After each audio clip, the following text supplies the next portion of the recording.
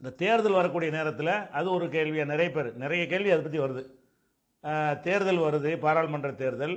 இந்த நேரத்தில் வந்து முஸ்லீம்கள்லாம் ஒன்றுபடணும், அதற்கான ஒரு முயற்சிகளை பலரும் எடுக்கிறாங்க. நீங்கள் அதுக்கு எதுவும் செய்யாமல் இருக்கு. இன்றைக்கி முஸ்லீம்களை பிரிஞ்சு நிற்கிற மாதிரி வருது, அப்படி இப்படிங்கிற மாதிரி அடிப்படையில் ஒரு கருத்துக்களை வந்து பரவிக்கிட்டு இருக்கிறாங்க. இதுக்கு நீங்கள் ஒரு தீர்வு சொல்லணும்னு கேட்குறாங்க. இது வந்து தீர்வு நம்ம புதுசாக சொல்ல தேவையில்லை. கடந்த காலத்தில் நம்ம தெளிவாக சொல்லியிருக்கிறோம். என்ன சொல்லியிருக்கோம்னு கேட்டால், முஸ்லீம் இயக்கங்கள்னு கட்சிகள் இருக்காங்கன்னு சொன்னால் அவங்க எல்லாருமே அவங்களுக்கு ஒரு நோக்கத்தோடு தான் இருக்கிறாங்க. நல்லா விளைவிக்கணும். எந்த ஒரு இயக்கம் நடத்துகிறவங்களாக இருந்தாலும் சரி, அவங்களுக்கு ஒரு அடையாளம் வேணும், அவங்களுக்கு ஒரு செல்வாக்கு வேணும், அவங்களுக்குன்னு சில பதவிகள் வேணும், சில ஆதாயங்கள் வேணும். இந்த நோக்கம் இல்லாமல் எந்த ஒரு கட்சியுமே கிடையாது. அந்த நோக்கத்துக்கு அரசியல் நடத்தும்போது ஒவ்வொரு தேர்தல் நிறுவனம் என்ன செய்கிறாங்கன்னு கேட்டால், நடுநிலைவாதி சில பேர் வந்துக்கிட்டு எல்லாம் ஒன்றாகுங்கள், எல்லாம் ஒன்றா சேர்ந்து போய் கேட்போம், கேட்டோன்னு அதிகமாக தருவாங்க, இப்படிங்கிற மாதிரி எல்லாம் என்ன செய்கிறாங்க, ஒரு பேசுகிறாங்க. இது வந்து இப்போ பேசுகிற புதுசு மாதிரி தெரியும். இது ஏற்கனவே நம்ம பேசின ஒரு விஷயம். இது முதல் தடவையாக பேசுகிறோம். ஒவ்வொரு தேர்தல் நேரத்திலையும் இதை பேசுவாங்க. அதாவது ஒற்றுமை கூட்டம் என்று சொல்லி எல்லாரும் ஒன்றா கூடுவாங்க. 5 வருஷமாக என்ன செய்யும், பெரிய ஸ்டார் ஹோட்டலில் பிரியாணி சாப்பிடுவாங்க, காலிலேருந்து சாயந்தரம் மசோரா பண்ணுவாங்க. அடுத்த கூட்டம் பிப்ரவரிம்பாங்க, பிப்ரவரி முடிச்சோன்னா அடுத்த கூட்டம் ஏப்ரல்பாங்க. இப்படியே போய்கிட்டு இருக்குமா, தேர்தல் வந்துடும். தேர்தல் வந்தவுடனே திமுக அடிமை திமுகவுக்கு போயிடுவார், அதிமுக அடிமை அதிமுகவுக்கு போயிடுவார், காங்கிரஸ் அடிமை காங்கிரஸுக்கு போயிடுவார். அதில் ஒன்றுபட்டு சரித்திரம் நீங்கள் பார்த்துருக்குறீங்களா? எல்லாத்துலேயும் ஒன்றுபட்டு பேசிக்கிட்டு இருக்கிறவங்க தேர்தல்னு வரக்கூடிய நேரத்தில் ஒன்றுபட மாட்டாங்கங்கிறது வந்து அவ்வளோ உறுதியான ஒரு விஷயம். கண்டிப்பாக முடியாது. அவங்க இல்லாட்டி எப்படி நடத்துவாங்க இயக்கத்தை? இயக்கம் ஒரு காரியத்தை நடத்துகிறாங்க. என்னன்னு சொல்ல போனால், எல்லாரும் போய் நீங்கள் கேட்கணுங்கிறீங்கல்ல, அதை நீங்கள் விளங்கி கொள்ளணும். எப்போ நீங்கள் எல்லாரும் போய் கேட்டால் அது மதிப்பான்? எல்லா முஸ்லீமும் ஒரு இயக்கத்திலும் இல்லாமல் இருக்கணும். அப்போ தான் முஸ்லீம்கள்லாம் ஒன்றா சேர்ந்து நீங்கள் காரியம் சாதிக்க முடியும். இன்னைக்கு வரைக்கும் திமுக விட்டால் கதி இல்லை என்று சொல்கிற முஸ்லீம் இருக்கிறான். அவன் நீங்கள் எங்கே சேர்ந்தாலும் மாறிக்கிறான். அவன் அதிமுக விட்டால் கதி இல்லை முஸ்லீம் இருக்கிறான். காங்கிரஸ் தான் நமக்கு ஒரு கதின்னு சொல்லக்கூடிய முஸ்லீம் இருக்கிறான். இப்போ தினகரன் தான் எங்களுக்கு வந்து முஸ்லீம் பாதுகாவலர் சொல்லக்கூடிய இருக்கிறான். முஸ்லீமாக இருக்கிறான். அவன் இன்னும் முஸ்லீம் சமூகத்துக்குள்ள ஐக்கியமாக இருக்கிற மாதிரியும், சமுதாயம் சொன்னால் கேட்குற மாதிரியும், நம்மளாம் சேர்ந்து போய் சொன்னால் வந்துருவாங்கிற மாதிரி நினைக்கிறோமே. அப்படி இருக்க நிலவரம். முஸ்லீம்லாம் அப்படி தான் இருக்கிறானா? கட்சி சார்பாக இல்லவே இல்லையா? அப்போ முஸ்லீம்களில் 50% மேலே முஸ்லீம் அல்லாத கட்சிகளில் இருக்கிறான். கடவுள் மறுப்பு கொள்கையிலையும் இருக்கிறான், கம்யூனிஸ்டுகளையும் இருக்கிறான். அப்போ பல கொள்கையில் அவன்லாம் இருக்கக்கூடிய நேரத்தில் அவன் ஓட்டுக்கு நீங்கள் போய்கிட்டு நாங்கள்லாம் சொன்னால் போடுவாண்டா, இப்படி போடுவோம், உங்களுக்கு என்ன மரியாதை இருக்குது? அப்போ எல்லாருமே போய் சேர்ந்து நம்ம போட்டு டிமாண்டு பண்ணால் தந்துடுவாங்க, இப்படின்லாம் ஒரு கதையை விட்றீங்க. டிமாண்டு பண்ணாலும் தரமாட்டான். ஏன்?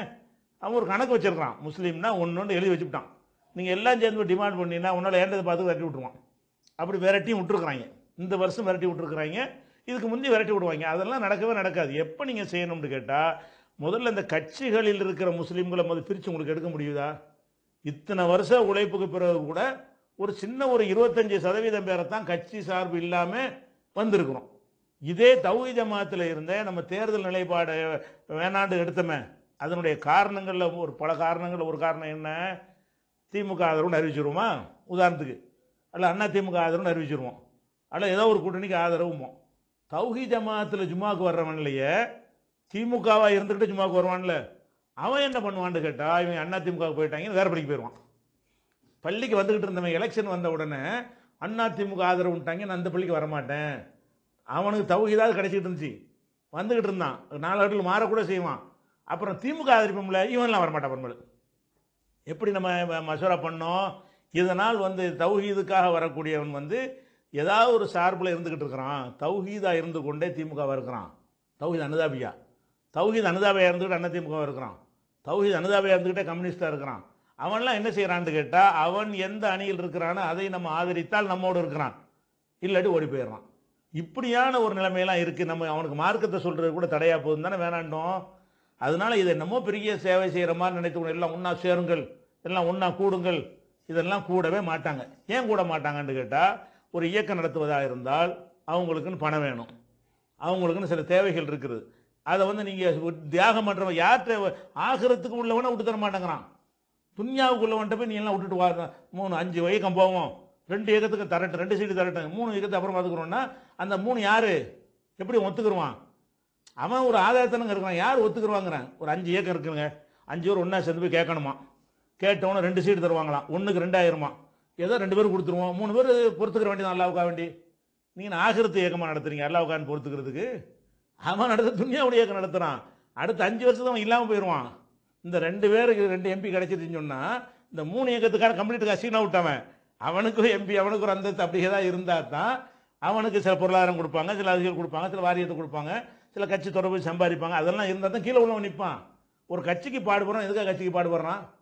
தௌஹீதுக்கு பாடுபடுறோம், ஆகிரத்துன்னு ஒன்று இருக்குது, பாட்டு போயிடும். ஒரு கட்சியில் இருக்கிறான், முஸ்லீம் கட்சியில் இருந்தால் கூட அவனுக்கு என்னன்னு கேட்டால் சில அரசியல் பழக்கம் இருக்கும், ஒரு வார்டு தேர்தல் வரும், அதில் நம்ம இப்படிலாம் ஒரு எதிர்பார்ப்போடு தான் ஒருத்தன் இருந்துகிட்டு இருக்கிறான். அவங்கள்ட்ட போய்கிட்டு நீங்கள் அல்லாவுக்கா விட்டு கொடுங்கிறது, அல்லாவுக்கா விட்டு தீனா விட்டு கொடுக்குறதுக்கு நீ விட்டு, அவன் சொல்லுவான் நான் ஏன் விட்டு கொடு, நீ விட்டு கொடு, எப்படி தீர்வு சீட்டுக்குள்ளி போட முடியுமா? அதுக்கும் ஒத்துக்கிற மாட்டான், நடக்கவே செய்யாது. நீங்கள் தலைகள் 2 கஜகரணம் போட்டாலும் சரி தான் இந்த எல்லாம் ஒன்றா சேர்ந்து வருவாங்கன்னு நடக்காது. இன்னும் சொல்ல ஒரே உதாரணம், இந்த ஒரு சம்பவம் உங்களுக்கு போதும். ஒற்றுமைன்னு பேசிகிட்டு இருந்தாங்க, நம்ம சவால் விட்டுருந்தோம். அப்போ எல்லாம் உட்காந்து பேசி இந்த வர்ற தேர்தலில் இனிமேல் நம்ம விடக்கூடாது, இந்த வரக்கூடிய தேர்தலில் எல்லாம் ஒன்றா தான் இருக்குன்ற வரை முடிவு வரை எடுத்துக்கிட்டாங்க. எடுத்த உடனே அந்த நேரம் பார்த்து நம்ம லத்தீப் சாஹிப் இருந்தார்ல, அவர் மூத்தா போயிட்டார். லத்தீப் சாஹிப் மூத்தா போன உடனே அதுக்கு இடைத்தேர்தல் வருது. எங்கே இடைத்தேர்தல் வருது? முஸ்லீம் தொகுதியில் இடைத்தேர்தல் வருது. அந்த இடைத்தேர்தலில் எல்லாம் ஒன்றா சேர்ந்து என்ன செய்யணும், நம்ம விடக்கூடாது போகணுன்னாங்கல்ல. அந்த நேரம் பார்த்து அந்த அம்மா என்ன பண்ணிடுச்சுன்னு சொன்னால், அங்கே உண்டை முஸ்லீமில் திமுகவில் நாவூர் நிபா போட்டாங்க, அண்ணா திமுகவில் அது வேலாயுதமாக ஒரு ஆளை, வேலுசாமியாக ஒரு ஆளை பிடிச்ச அந்த அம்மா யார், ஜெயலலிதா. இல்லை முஸ்லீம் தொகுதி, முஸ்லீம் தொகுதியில் நீங்கள் என்னடா முஸ்லீம் வரப்போறிய, முஸ்லீம் இல்லாத கூட ஜெயிச்சு வச்சு காட்டுறேன்னு சொல்லிட்டு வாணியம்பாடி அவ்வளோ பேர் முஸ்லீம்கள் பெரும்பான்மையாக இருக்கிற ஒரு தொகுதியில் நாவூர் நிபா தோத்தாரா இல்லையா? என்ன நிலைமை? இப்போ மக்கள் எங்கே இருக்கிறாங்க? முஸ்லீம் எம்எல்ஏ ஜெயிச்ச இடம், முறைப்படி கூட்டணியில் அவன் கொடுக்க வேற செய்யணும். அவன் என்ன செய்யறான்? அந்த அம்மா அதெல்லாம் முடியாது, நான் நிப்பாட்டு, எனக்கு தான் ஓட்டு, முஸ்லீம்களுக்காக கிடையாது. சேலஞ்சு பண்ணி அந்த தொகுதியில் முஸ்லீம் நாவூர் அனிபா எவ்வளோ ஃபேமஸான ஆள், நமக்கு மார்க் ரீதியாக சரியில்லாத ஆளாக இருந்தாலும் அவரை தெரியாத ஒரு ஆள் இருப்பாங்களா? நாட்டில் யாராவது தெரியாமல் நம்ம எதிர்க்கிற நம்மளுக்கும் அவர் தெரிய தானே செய்யுது. அவ்வளவு ஃபேமஸான ஒரு அறிமுகமான ஒரு ஆளை கொண்டு நிப்பாட்டி அவர் ஜெயிச்சாரா வாணியம்பாடில்? என்ன காட்டுதப்ப? நீங்கள் எல்லா இயக்கமும் ஒன்றா சேர்ந்து முஸ்லீம் தான் ஆதரிச்சிங்க, முஸ்லீம் ஊரில் முஸ்லீம்லாம் சேர்ந்து ஆதரித்து ஏன் முஸ்லீம் ஜெயிக்கலை? இதுதான் மக்கள். நீங்கள் விளங்கிக்கிறணும், இயக்கங்கள் சொன்னால் மக்களில் கட்டுப்படுற மாதிரி எல்லா இயக்கமும் அவனுக்கு தெரியும், அரசியல் தெரியாதா? நீ 50 பேர் சேர்ந்து வாடா எனக்கு போடுவாங்கன்னு அவன் சொல்கிறான் தைரியமா. நீ 50 பேரும் எதிர்த்து நின்று பார்ப்போம், அவ்வளோ வேணாம். போன தேர்தலில் எடுத்துக்கிறோங்க, போன பாராளுமன்ற தேர்தல் ஜெயலலிதாவை நம்ம என்னஞ்சோம், துவக்கத்தில் ஆதரித்தோம். ஆரம்பத்தில் அந்த அம்மா மோடியை பற்றி பேச மாட்டேங்குது, வேறு விஷயங்களை பேசுது, காங்கிரஸ் தான் போகிறது தான் திருட்டுது. அப்போ மோடியா லேடியான்னு ஆரம்பித்து கடைசியில் நாங்களும் பங்கு வகிக்கக்கூடிய ஒரு ஆட்சி உருவாகும்னு டயலாகை மாற்றிருச்சு. ஆதரவை வாபஸ் வாங்கிவிட்டோம். ஆதரவாக என்ன செஞ்சோம், இடையில வாபஸ் வாங்கி திமுக ஆதரித்தோம் இல்லையா? அப்படி ஆதரிக்கும் போது எல்லா முஸ்லீம் இயக்கங்களும் ஜெயலலிதாவுக்கு எதிர். சரியா? எல்லா முஸ்லீம் இயக்கங்கள் நம்ம ஒன்று தான் ஆதரவாக இருந்தோம், நம்மளும் எதிராகிக்கணும் பிற்பாடு. அப்போ எல்லாரும் அந்த பக்கம் ஆதரவாக இருக்கும்போது இந்த அம்மா அம்புட்டையும் வளர்த்தி வந்துச்சா இல்லையா?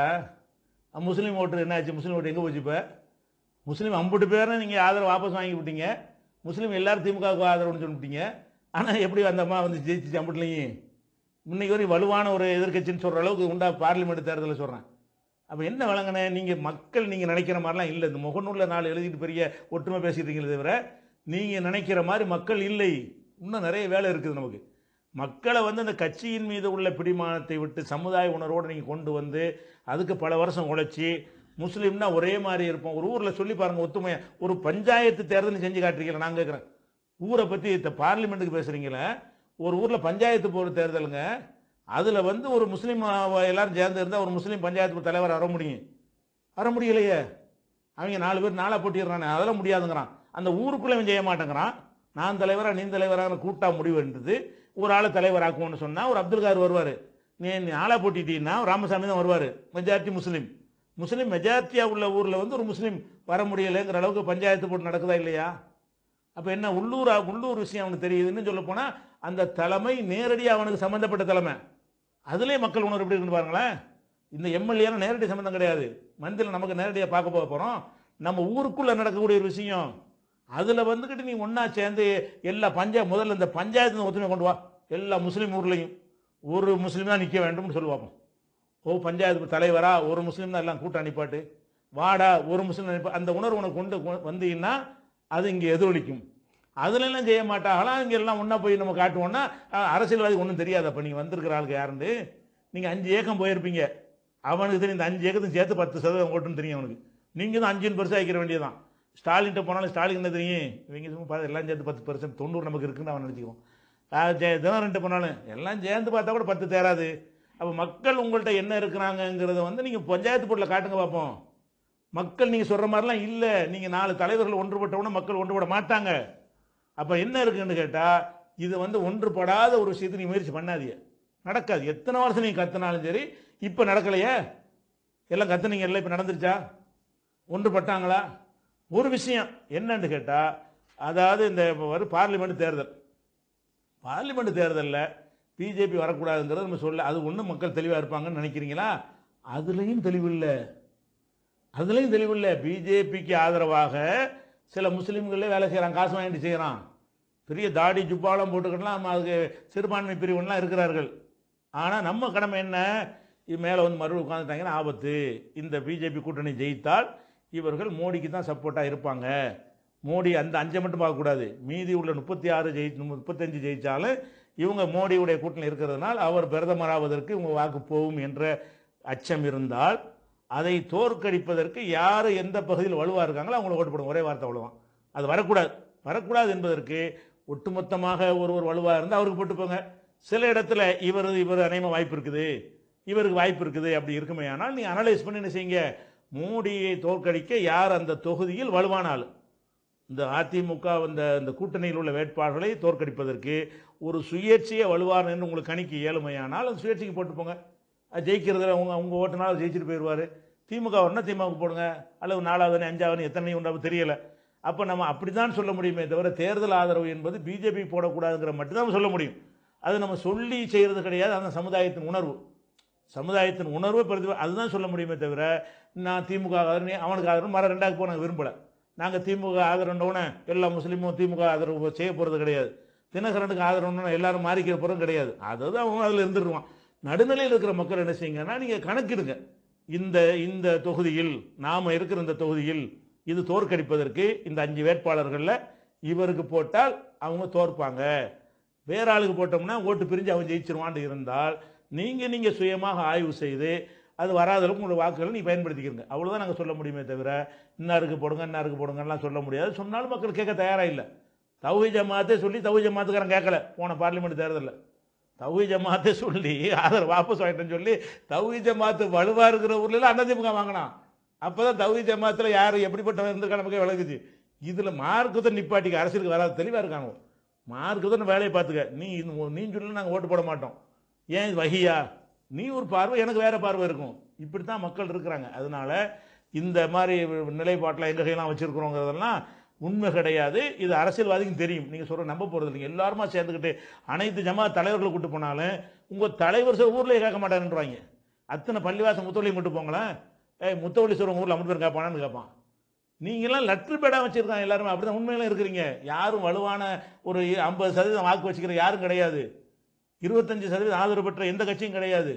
சும்மா இருக்கிற 10% எனக்கு 2 உனக்கு 2 உனக்கு 3 அவ்வளோதான் இருக்குது யதார்த்தம்.